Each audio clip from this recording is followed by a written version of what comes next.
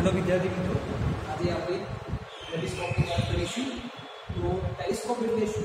तो टेलिस्कोप एटले शुं थशे? बધી વસ્તુ નજીક દેખવા માટે અથવા તો જે બાયનોક્યુલર તમે વાપરો છો અથવા તમે જોયું હોય તો ખાલી યુઝ પણ કર્યું હોય, સેમ મેથડ એ ટેલિસ્કોપની ટેલિસ્કોપ શાના માટે પણ થિયોલાઇટ, એફએનેબલ, કમ્પેરેબલ બધાની અંદર આપણે ટેલિસ્કોપનો ઉપયોગ જોઈએ છીએ।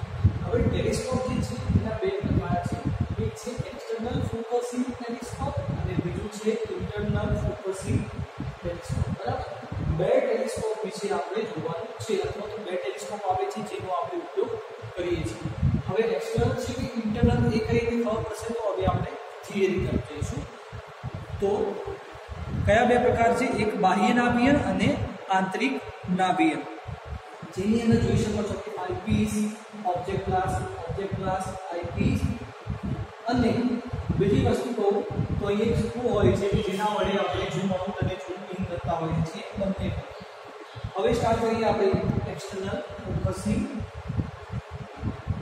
ટેલિસ્કોપ। તો एक्सटर्नल फोकसिंग ટેલિસ્કોપ ની અંદર શું છે કે બે અલગ-અલગ કમ્પોનન્ટ છે, તમે જોઈ શકો છો। બરાબર, એક નંબર 1 અને નંબર 2 આ બે અલગ-અલગ કમ્પોનન્ટને જોડીને આપણે ટેલિસ્કોપ બનાવ્યું છે, જેની અંદર એક ભાગ ફિક્સ રહેશે, બીજો ભાગ અંદર મૂવમેન્ટ કરશે। અહીંયા તમને ટીપ આપેલા છે। જો તમે એડજસ્ટેબલ સ્ક્રૂનો ઉપયોગ કરી અને એડજસ્ટેબલ સ્ક્રૂ રોટેટ કરશો એટલે તમારો જે ટેલિસ્કોપનો આ ભાગ છે ઓબ્જેક્ટ ક્લાસ એ કાં તો બહાર કાં તો અંદરની તરફ મૂવમેન્ટ કરશે। ક્લિયર? આ છે ફંડા एक्सटर्नल फोकसिंग ટેલિસ્કોપ। હવે પહેલા જોઈશું આપણે ડિફરન્ટ પણ મળી જશે। इंटरनल फोकसिंग टेलिस्कोप ની અંદર શું છે કે બે કમ્પોનન્ટ સિંગલ કમ્પોનન્ટ બનેલું છે। इंटरनल फोकसिंग ટેલિસ્કોપ જે છે એ સિંગલ કમ્પોનન્ટ બનેલું છે, એમાં સ્ક્રૂની મદદથી એક વધારાનો કાચ ફિટ કરેલો હોય છે, જે કાચને આપણે મૂવ કરવા માટે એડજસ્ટેબલ સ્ક્રૂ હોય છે, જે આપણે एक्सटर्नल ની અંદર વાત કરી હતી। તો એડજસ્ટેબલ સ્ક્રૂની મદદથી જે વચ્ચે કાચ ફિટ કર્યો છે એ કાચ કેવો છે? અંતર્ગોળ છે। બરાબર, આ રીતનો કોન્કેવ અને કોન્વેક્સ તમે જાણો છો। તો આ રીતનો ગ્લાસ અંદર ફિટ કરેલો છે, એ ગ્લાસ ખાલી મૂવમેન્ટ થશે, બાકીનો કમ્પોનન્ટ જે છે એ એઝ ઇટ ઇઝ રહેશે। જ્યારે આની અંદર બંને કમ્પોનન્ટ, એક કમ્પોનન્ટ ફિક્સ રહેશે, બીજો કમ્પોનન્ટ મૂવ થશે। આ બેઝિક થિયરમ એટલે કે જે છે એ જોયું। હવે આપણે થોડું ડીપમાં જોઈશું। તો જે एक्सटर्नल फोकसिंग ટેલિસ્કોપ છે એ આપણે બોર્ડમાં જોઈ રહ્યા છીએ, એની અંદર બે નળી, એક નળી બે નળીમાંથી મૂવ થતી હોય છે અને એ પ્રમાણે શું થતું હોય છે, એની અંદર ઝૂમ આઉટ અને ઝૂમ ઇન થતું હોય છે। એક છેડા ઉપર આઈપીસ, બીજા છેડા ઉપર ઓબ્જેક્ટ ગ્લાસ લગાવેલો હોય છે અને એના અમુક કમ્પોનન્ટ આપેલા છે, જેવા કે આઈપીસ, ઓબ્જેક્ટ ગ્લાસ, આ ભાગને કહીશું આપણે ડાયાફ્રામ અને ફોકસિંગ સ્ક્રૂ અથવા તો એડજસ્ટેબલ સ્ક્રૂ। બરાબર, આ છે કમ્પોનન્ટ આપણા एक्सटर्नल फोकसिंग ટેલિસ્કોપના। હવે આપણે જોઈશું इंटरनल फोकसिंग। તો મેં તમને કીધું એ પ્રમાણે કે વધારાનો એક કાચ ફિટ કરેલો હશે, બાકીની પેટર્ન સેમ રહેશે, પરંતુ આની અંદર આપણને એક વસ્તુ છે કે એડવાન્ટેજીસ અને ડિસએડવાન્ટેજીસ આપેલા છે। બરાબર, બંને। તો એડવાન્ટેજીસ અને ડિસએડવાન્ટેજીસ જોવાથી આપણને એમ કહી શકાય કે કયું ઇક્વિપમેન્ટ આપણી માટે સારું રહેશે અથવા તો કયું ઇક્વિપમેન્ટ આપણી માટે બેટર રહેશે બંનેમાંથી। તો નંબર 1 જોઈએ एक्सटर्नल फोकसिंग ટેલિસ્કોપ। તો एक्सटर्नल फोकसिंग ટેલિસ્કોપના એડવાન્ટેજીસ જોઈશું। તો આ ભાગ, આ જે પ્રકારનું ઇન્સ્ટ્રુમેન્ટ છે એની અંદર બે ભાગ હોય છે અને બે ભાગ એક શાફ્ટ ઉપર ફિટ કરેલા હોય છે। બરાબર, બીજી વસ્તુ છે કે આ જે ઇન્સ્ટ્રુમેન્ટ જે છે एक्सटर्नल, એને સાફ કરવું ઈઝી છે, કેમ કે બે કમ્પોનન્ટનું બનેલું છે એટલે એ સાફ થશે, ઓપન કરીને સાફ કરી શકાશે। બરાબર, અને નેત્ર કાચ અને દર્શન કાચ વચ્ચે કોઈ વધારાનો કાચ નથી, જે આમાં છે પરંતુ एक्सटर्नलમાં નથી। તેથી જે પણ પ્રતિબિંબ દેખાવાનું હશે આઈપીસની અંદર એ સારું ક્લિયર તમને જોવા મળશે, જેમાં કોઈ પણ જાતની એરર નહીં। બરાબર, આ થયો ફાયદો. હવે ડિસએડવાન્ટેજીસ જોઈશું. ડિસએડવાન્ટેજીસ બહુ બધા છે કમ્પેર ટુ ઇન્ટરનલ ફોકસિંગ. તો એક્સટર્નલ ફોકસિંગની અંદર શું છે કે ટેલિસ્કોપની લંબાઈ વધઘટ થતી હોવાથી જે ઉપરનો પોર્શન છે ત્યાં ધૂળ કચરો લાગી જાય છે અને એ ધીરે ધીરે તમારા ટેલિસ્કોપમાં આવી જતો હોય છે. એટલે વારંવાર એને સાફ કરવું પડે છે. બીજું કે બે કમ્પોનન્ટ હોવાથી એકબીજાની અંદર ફ્રિક્શન ફોર્સ પેદા થાય છે, એટલે ઘસારો લાગે છે. બરાબર, મેન્ટેનન્સ પણ આવતું હશે, સાફ સફાઈ કરવી પડતી હોય છે આની અંદર. પછી નળીઓને એકબીજા પર સરકે છે એટલે ઘસારો આવે છે. મેં કીધું એ પ્રમાણે નળીઓ એકબીજાની અંદર સરક છે એટલે લેટરલ ડિસ્પ્લેસમેન્ટ થાય છે, જેથી દર્શનકાચ અને નેત્રકાચનું હલનચલન થઈ જાય છે. એને સેટ કરવા પડે છે. આ માટે ડિસએડવાન્ટેજીસ આપણે જોઈએ. હવે ઇન્ટરનલ ફોકસિંગ ટેલિસ્કોપ વિશે જોઈશું. તો એની અંદર આપણને બહુ બધા બેનિફિટ એટલે કે એડવાન્ટેજીસ આપેલા છે compare to external focusing telescope. તો આ જે ટેલિસ્કોપ હોય છે એની લંબાઈ પ્રમાણમાં ઓછી હોય છે. બરાબર, તમને ક્લાસમાં શોર્ટમાં સમજાવીશ કે લંબાઈનું શું આપણે લેવા દેવા છે. જે રીતે એડવાન્ટેજીસની અંદર કીધું હતું કે પ્રતિબિંબની તેજસ્વીતા ઘટી જાય છે કે વધી જાય છે. પછી છે કે આ ટેલિસ્કોપમાં દર્શનકાચ અને નેત્રકાચ સ્થાયી છે. જે આમાં મૂવ થાય છે આમાં સ્થાયી રહેશે, એટલે કે હલનચલન થતું નથી, એટલે સાફ સફાઈ કરવી પડતી નથી. એમાં ધૂળ કચરો જતો નથી. વધારાના કોઈ એક લેન્સનો ઉપયોગ થતો હોવાથી આમાં પ્રતિબિંબ અને વિઝન સારું દેખાય છે.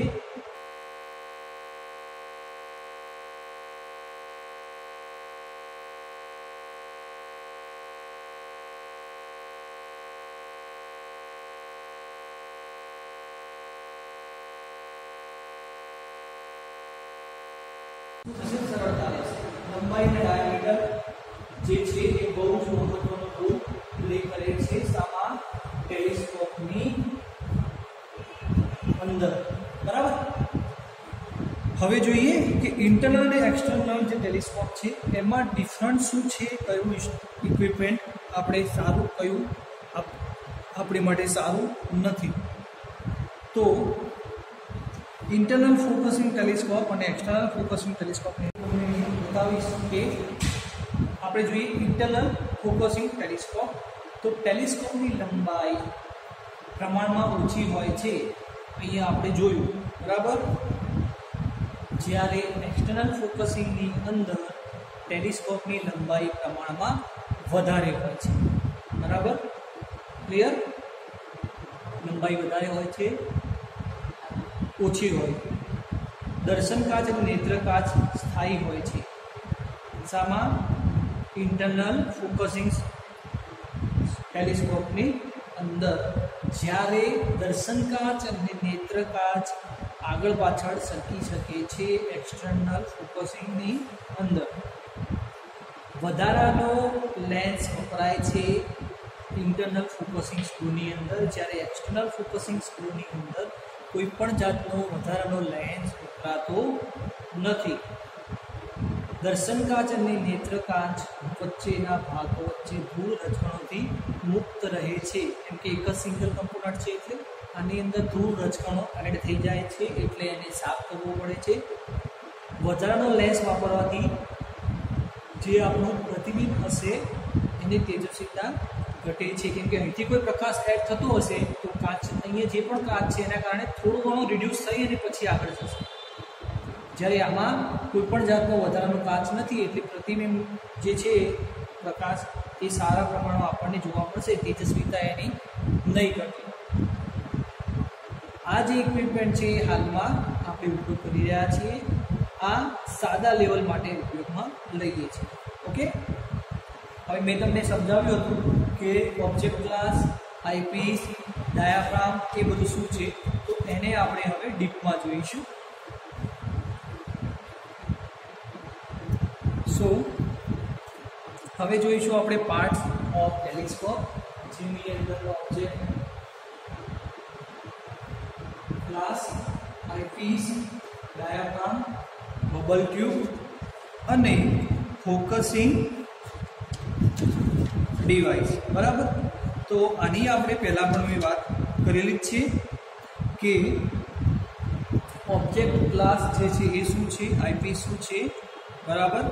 परंतु आपणे हवे डीपमां जोवानुं छे। तो साइडमां आपणे फिगर जोई रह्या छीए। Figure number A B. Figure number A नी अंदर तमे ध्यानथी जोशो तो एमां एक ग्रोस क्लास अने एक क्लीन क्लास आपेलो छे बराबर। ग्रोस क्लास अने क्लीन क्लास। तो टेलिस्कोपमां जो एक दग काच वापरवामां आवे तो एनी अंदर त्रुटि पैदा थाय छे। आ त्रुटि दूर करवा माटे एक बहिर्गोળ काच उपयोगमां लेवामां आवे छे, जेने आपणे प्लेन ग्लास तरीके ओळखीशुं बराबर। अंतर्गोળ टाइपनो आपणे ग्लास लेवामां आवे छे। घणी जग्याए बहिर्गोળ पण होय छे। डिपेन्ड करे छे के कई जग्याए आपणे अलग अलग इक्विपमेंटमां अलग अलग होय छे। घणी वखते बे बहिर्गोળ अने एक अंतर्गोળ ग्लास होय छे, पण त्यां सुधी आपणे नथी जवुं। आपणे અહીં સુધી રાખીએ तो त्रुटि दूर करवा माटे टेलिस्कोपमां एक વધારાનો દગ કાચ વપરાય છે। એક દગ કાચ બહિર્ગોળ હોય છે બરાબર, જે કયો છે ક્રોમ ગ્લાસ તરીકે ઓળખવામાં આવે છે। અને બીજો ગ્લાસ જે છે એ દગ કાચ બહિર્ગોળ અંતર્ગોળ હોય છે બરાબર। બહિર્ગોળ અંતર્ગોળ હોય છે એટલે અહીંથી બહિર્ગોળ છે અને અંદરની સરફેસથી અંતર્ગોળ છે બરાબર। એને આપણે ક્લિન્ટ ગ્લાસ તરીકે ઓળખતા હોઈએ છીએ। શોર્ટમાં કહું તો એલ ના આવે એ માટે આપણે ક્લિન્ટ ગ્લાસ એડ કરીએ છીએ। ક્લિન્ટ ગ્લાસ એક બાજુથી બહિર્ગોળ, બીજી બાજુથી અંતર્ગોળ હોય છે બરાબર। બહિર્ગોળ ગ્લાસ તમારો કેવો હોય આ રીતનો હોય છે, અંતર્ગોળ ગ્લાસ તમારો આ રીતનો હોય છે બરાબર। આ જે ક્લિન્ટ છે એમાં કેવું છે એક અંતર્ગોળ અને એક બહિર્ગોળ બંનેનો સમાવેશ થાય છે। હવે વાત કરીશું આપણે આઈપીસ। ફિગર નંબર 2 જોશો। આઈપીસમાં શું છે કે જ્યારે તમે આઈપીસ એટલે કે એક બાજુ જોશો એને આઈપીસ કહેવાશે। પહેલા પણ કીધું છે, બીજી બાજુ ઓબ્જેક્ટ વેન હશે। તો આઈપીસમાંથી આપણે જોવાથી આપણને પ્રતિબિંબ દેખાય છે। એ પહેલા આ રીતના આપણને તાર દેખાય છે, જેને ડાયાફ્રામ કહેવામાં આવતું હોય છે। ડાયાફ્રામ જે છે એ આપણે આગળ લેક્ચરમાં જોઈશું આ રીતનું। તો નેત્રકાચનો ઉપયોગ એટલે કે આઈપીસ વસ્તુના પ્રતિબિંબ અને આડા તારને મોટા બનાવવા માટે હોય છે। નેત્રકાચ તરીકે બે નાના એકસરખી લંબાઈવાળા બહિર્ગોળ વપરાય છે। બે દગકાચની તેમની ગોળાઈ અંદરની તરફ હોય છે। બે દગકાચની ગોળાઈ તેની અંદરની તરફ હોય છે બરાબર। બોર્ડમાં તમે જોઈ રહ્યા છો 1 અને 2 દગકાચ જે છે વધારાના લેન્સ અંદરની તરફ હોય છે અને સપાટી બહારની તરફ રહે એ રીતે ગોઠવવામાં આવે છે બરાબર। તો એ વાત થઈ આપણી નેત્રકાચની। સાથે આપણને ડિસ્ટન્સ માટે આપેલું છે કે જે શરૂઆતનો જે લેન્થ છે 2 એના માટે છે 2/3f અને f/4 બરાબર। ડિસ્ટન્સ આપેલું છે 2/3f અને f/4 એટલા ડિસ્ટન્સે આપણે આને ફિટ કરેલા હોય છે।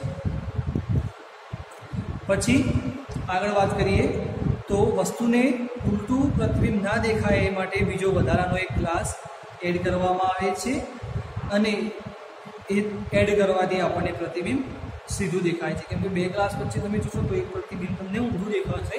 તમે 10th માં પણ એક પ્રેક્ટિકલ કરી ચૂક્યા હશો। તો આ રીતના કામ માટે આપણે આઈપીસનો ઉપયોગ કરતા હોઈએ છીએ। પછી આવશે ડાયાફ્રામ। ડાયાફ્રામ કોઈ ખાસ નથી એવું। ડાયાફ્રામની અંદર શું છે અહીંયા તમે ફિગર જોઈ રહ્યા છો એને કહેવાશે ડાયાફ્રામ। ડાયાફ્રામ આ રીતનું પણ હોઈ શકે છે।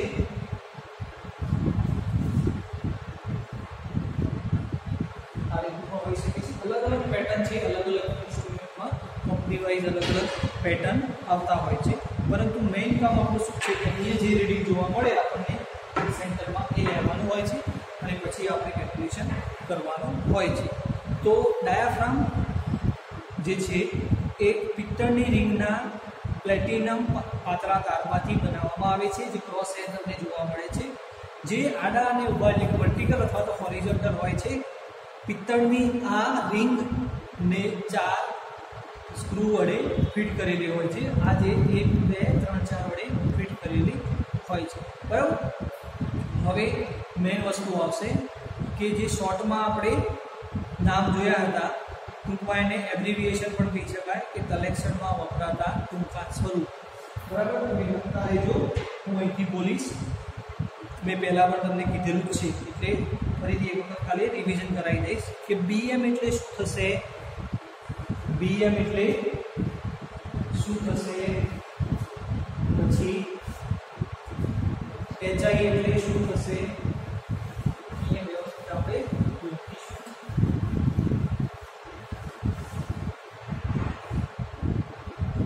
BM HI RL પછી SOR C લેવલ, ઓકે, પછી BS પછી FS પછી IS, બરાબર। આટલા નામનો તમારો ઉપયોગ થતો હોય છે આની અંદર, BM RL HI BS IS FS, एक GTS रही गई, एक CP और PP, बराबर, एक आ रही है। तो आनी साथे पहले एक तुमने क्वेश्चन कही दो कि આજનો ક્વેશ્ચન શું રહેશે, નહીં તો પછી કહી જશે।